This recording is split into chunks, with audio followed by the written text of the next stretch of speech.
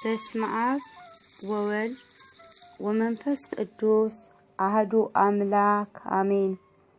ሰኔ 30 ልደት ለዮሐንስ መጥምቅ። ዮሐንስ ማለት ፍስሐ ወሐሴት ማለት ነው። አባቱ ዘካርያስ እናቱ ደግሞ ኤልሳቤጥ ትባላለች። ካህኑ ዘካርያስ በእግዚአብሔር ቤተ መቅደስ እያገለገለ ሁለቱም በጾምና በጸሎት ተወስነው እግዚአብሔርን በመፍራት የሚኖሩ ነበረ። ነገር ግን ልጅ አልነበራቸውም። ዕለት ዕለት ተስፋ ሳይቆርጡ እግዚአብሔርን ይማጸኑ ነበረ። ካህኑ ዘካርያስም የክህነትን ሥራ እየሰራ በእግዚአብሔር ቤተ መቅደስ ውስጥ እያጠነ የዕጣኑ ጢስ ወደ 24ቱ ካህናተ ሰማያት ጽና ወጣ። የዕጣኑን መዓዛ ሽታ ሁሉም በሚችል በእግዚአብሔር ፊት ተወዳጅነት አገኘ። የሉቃስ ወንጌል ምዕራፍ 1 ቁጥር 8። ሊቀ መላኩ ቅዱስ ገብርኤልም ወደ ዘካርያስ ተልኮ በዕጣኑ መሠዊያ በቀኝ በኩል ተገለጸ። ካህኑ ዘካርያስም መላኩን ባየው ጊዜ ደነገጠ፣ ፈራ። ቅዱስ ገብርኤልም ዘካርያስ ሆይ አትፍራ፣ ጸሎትህ ተሰምቷል፣ ንጹሕ መዓዛ ዕጣን በቤተ እግዚአብሔር ሞልቷል። ከእግዚአብሔር ዘንድም ወደ አንተ ተልኬ መጥቻለሁ፣ የምነግርህን በጽሞና ስማኝ አለው። ዘካርያስ ሆይ አትፍራ፣ አትደንግጥ። ሚስትህ ኤልሳቤጥ እነሆ ትጸንሳለች፣ በእግዚአብሔር ፊትም የተባረከ የተቀደሰ ነቢይ ሰባኪ የሚሆን ልጅ ትወልዳለች።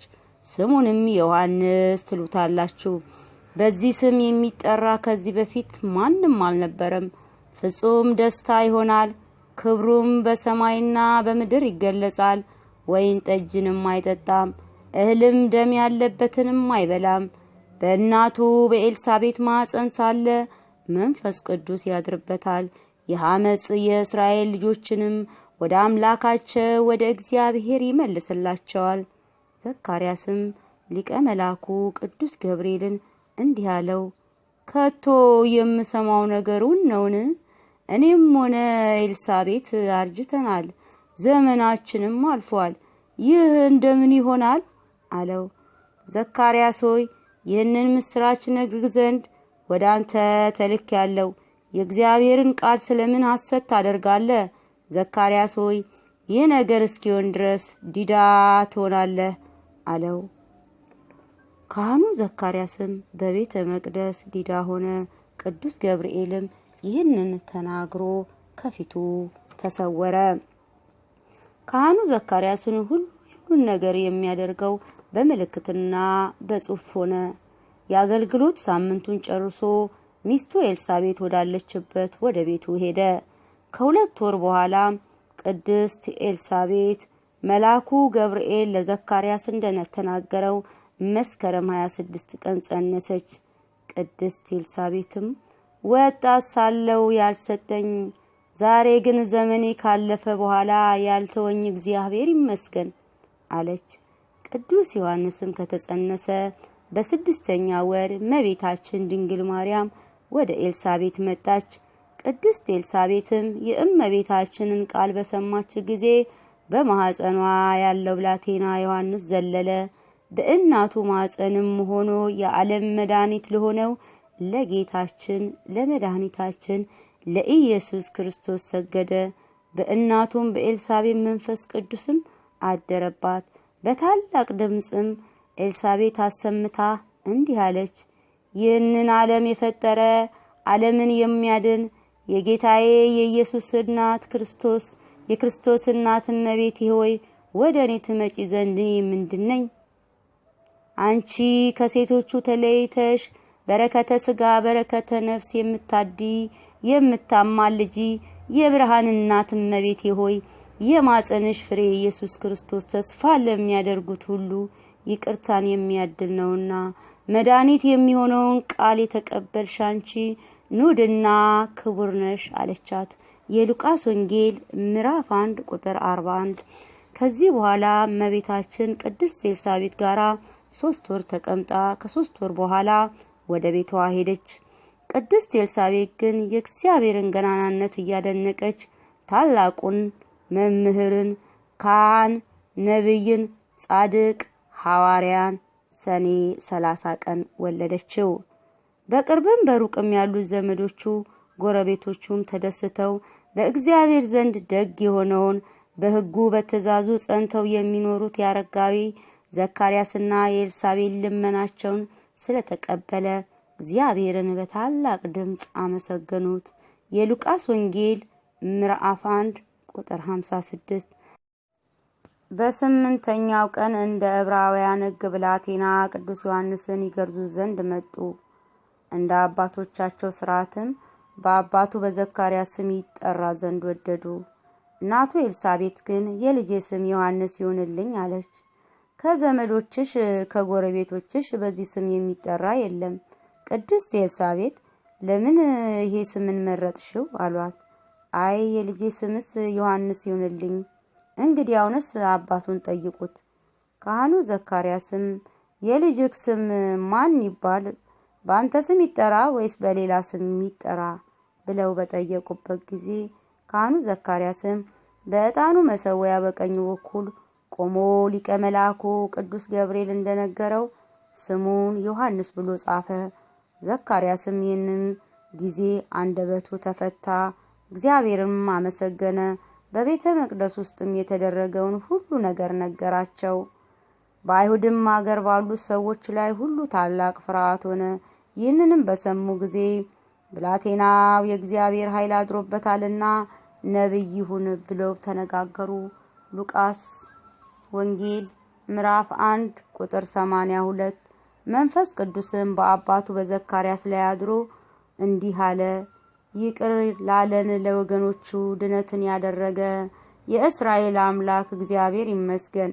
ከጠላቶቻችን እጅንም ያደነን ለአባቶቻችንን ያደረገው ይቅርታ ድህነትን ለአብርሃምም የማለው መሐላ ከጠላቶችም አጋንንት እጅ ያደነን ዘንድ በቅዱሳን ነቢያት አድሮ እንደተናገረው ከባለሟሉ ከዳዊት ወገን የሚያድነንን ክርስቶስን አስነሳልን አለ። በንጉሥ ሄሮድስም ለወታደሮቹ በቤተልሔም በአይሁድ አውራጃ የተወለዱትን 2 ዓመት የሆናቸውን ሕፃናት ሁሉ ሰብስባችሁ አምጡልኝ የሚል ትእዛዝ አወጣ። ይህም አዋጅ በእስራኤል ምድር በተሰማ ጊዜ ታላቅ ለቅሶ፣ የሚያስጨንቅ ሐዘን፣ የሚያስፈራ መከራ ሆነ። የሉቃስ ወንጌል ምዕራፍ 2 ቁጥር 1። ቅድስት ኤልሳቤጥም እርጉም ሄሮድስም ትእዛዝ በሰማች ጊዜ የተወደደው ልጇን ብላቴና ዮሐንስን ይዛ አባቱ ካህኑ ዘካርያስ ወዳለበት ወደ ቤተ መቅደስ ሄደች። ካህኑም ዘካርያስ እህቴ ሆይ ለምን መጣሽ አላት። ቅድስት ኤልሳቤጥም ከንጉሥ ሄሮድስ አዋጅ የተነሳ በሕፃናቶች መገደል ላይ በሰማው ጊዜ እግዚአብሔር በእርጅና ወራት የሰጠንን የተወደደው ልጃችንን ብላቴና ዮሐንስን እንዳይገሉት ፈርቼ ወደ አንተ መጣሁ አለችው። ካህኑ ዘካርያስም እህትሽ ማርያም ከአንዱ የልጇ ጋራ ወዴት አለች? ኤልሳቤጥም አላውቅም፣ የልጄን ሞት ባሰብኩ ጊዜ ግን መረጋጋት አልቻልኩም።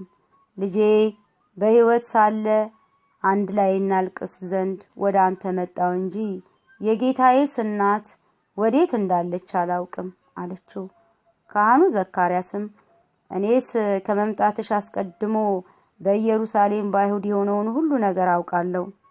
ቅድስት ኤልሳቤጥም እግዚአብሔር በእርጅና ወራት የሰጠን ልጃችንን ምን እናድርግ?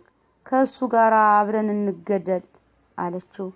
ካህኑ ዘካርያስ ግን ኤልሳቤጥ ስለ ልጃችን ዮሐንስ ስንል በበጎ ምስክርነት በእግዚአብሔር ቤተ መቅደስ እገደል ዘንድ ደሜም ይፈስ ዘንድ ታዟል። አንቺ ግን በዚህ ቤተ መቅደስ ሊቀ መላኩ ገብርኤል የነገረኝ ይፈጸም ዘንድ ልጃችንን ዮሐንስን ይዘሽ ደብረ ሲና አውራጃ ወደምትባል ዘፊታ ወደ ተባለች በረሃ ሂጂ አላት። እንዴትስ ይሆናል ካህኑ ዘካርያስ? እኔ የሲና በረሃን አላውቅም፣ ደግሞም ጉልበቴ ደክሟል። ብሄድስ ልጄን አራዊት ይነጥቅብኛል አለችው። ለእኔስ በዚህ ከእርሱ ጋር ብሞት ይሻለኛል።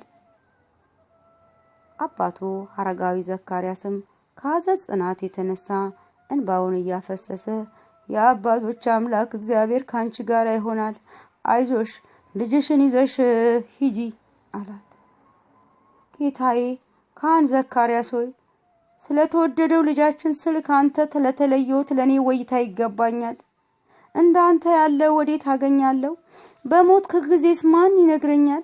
እኔ በሌለውበት ስጋህን ማን ይገንዛል? ከእንግዲህ ከሙሴ ኦሪት ያለውን የሳራን የርብቃን ነገር እየነገረ ማን ያጽናናኛል? ሊቀ መላኩ ቅዱስ ገብርኤል በቤተ መቅደስ የልጃችን ዮሐንስን የመወለድ ዜና እንደተናገረው ማን ይመሰክርልኛል? ኦ ካህን ዘካርያስ ካንተ ስለመለየቴ ሴቶች ቢያለቅሱልኝ በወደድኩ ነበረ። ወየው ለኔ ወይታ ይገባኛል እያለች መራራ ለቅሶን አለቀሰች። አባቱ ዘካርያስም ሕፃኑን ልጁን አቅፎ ስሞት የምወደው ልጄ ዮሐንስ በእርጅና የዘመን ታጽናናኝ ዘንድ ያገኘውክ የወለድኩ ልጄ ከእንግዲህ ወዲህ አላይክም። ሽማግሌ አባት ደክም ያለው የዓይኖቼ ብርሃንም ፈዟል። ከመፍዘዙም በኋላ አባ አባ የሚለኝም ከፊት ከኋላ ልጅ የለኝም። ልጄ አንተ ብቻ ነበር። ኦየው እያለ መራራን ለቅሶ እያለቀሰ ቅዱስ ዮሐንስን ስሞት ለእናቱ ሰጣት። ውዷ ባለቤቴ ልጄ ዮሐንስን ይዘሽ ወደ ምድረ በዳ ሄድሽበት አባቶቻችንን ቀንን በፀሐይ ንድል በደመና እየሰወረ አንቺንም ከክፉ ነገር ይሰውርሽ። እግዚአብሔር ካንቺ ጋር ይሆናል። የንጉስ ወታደርም አያገኙሽም፣ እርጉምም ሄሮድስም አያገኝሽም። አይዞሽ አይዞሽ ለኤልሳቤጥ።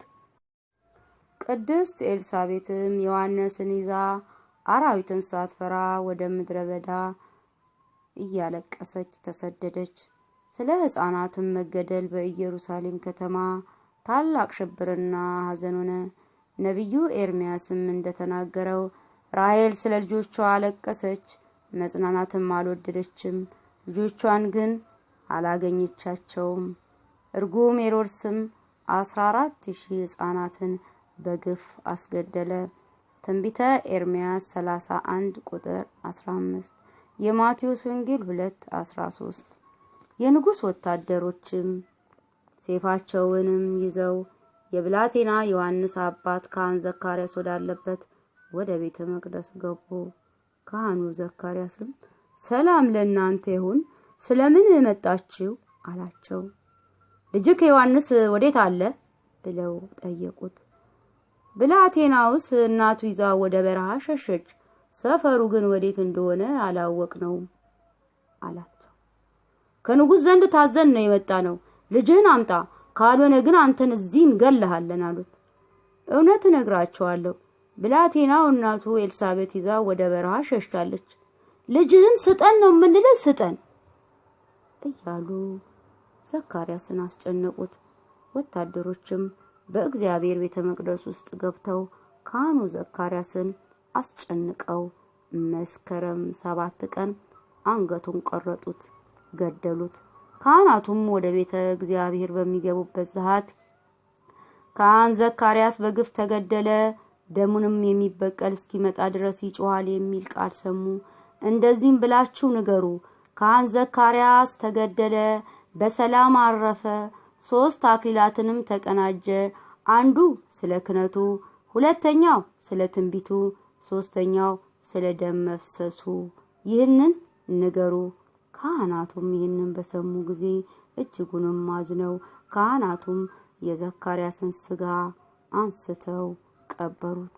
ቅድስት ኤልሳቤጥ ግን ወደ በረሃ ስትሄድ የሚያረጋጋት ሰው ወይንም መንገድ የሚያመለክታት ስንቅ እንኳን የሚያቀብላት ማንም አልነበረም። ልጇ ዮሐንስን ደረቅ ጡት እያጠባችው ጉዞዋን ቀጠለች። ቅድስት ኤልሳቤጥም ወደ አንድ አለት ደረሰች። አንቺ አለት ስለፈጠረሽ አምላክ ብለሽ ከመከራ ታድኝኝ ዘንድ በሐዘኔም ታረጋግኝ ዘንድ ከለቅሶዬም ታጽናኝኝ ዘንድ ወደ አንቺ መጣው። ከአንድየው ልጄ ጋራ እባክሽ ተቀበይኝ አለቻት። ቅድስት ኤልሳቤጥም ይህን ስትናገር አለቷ እንደ ቤት ደጃፍ ተከፈተች። በውስጧም ገብተው ተቀመጡ። ወደ ውጭም ሳይወጡ ወደ ውስጥም ሳይገቡ 5 ዓመት በዛች ደጃፍ ላይ ተቀመጡ። በዚያም ወራት ላይ በክረምት ወራት ንፋሱ እንደ እሳት እየሞቃቸው በጋውም ሳያቃጥላቸው ኑሯቸውን ቀጠሉ። እንዲህም እያሉ ቅድስት ኤልሳቤጥ በጸና ታመመች። የቅድስት ኤልሳቤጥና የቅዱስ ዮሐንስ መጨረሻቸው ምን ይሆን? ክፍል 2 ይቀጥላል። ዮሐንስ መጥምቀ መለኮት ዮሐንስ መጥምቀ መለኮት በረከት ይደር በኛ ሕይወት በረከት ይደር በኛ ሕይወት በረከት ይደር በኛ ሕይወት በረከት ይደር በኛ ሕይወት። ለክፍል 2 በሰላም እግዚአብሔር ያገናኘን። አነሳስቶ ላስጀመረኝ አስጀምሮ ላስፈጸመኝ ለሱ